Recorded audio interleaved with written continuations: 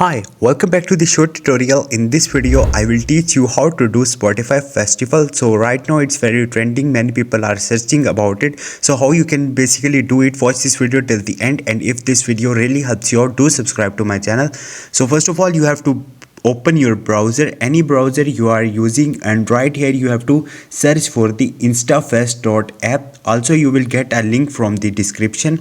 So once you will open this website, you have to log in with your Spotify account, and once you will do it, you will see this type of the page.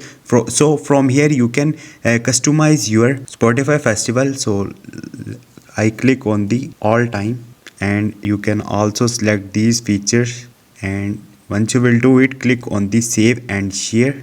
So once you will do it, here you will see download and share button. So this is the way. Hope this video will helpful for you. If you have any question or any confusion, just drop a comment. I will try to help you. Thank you.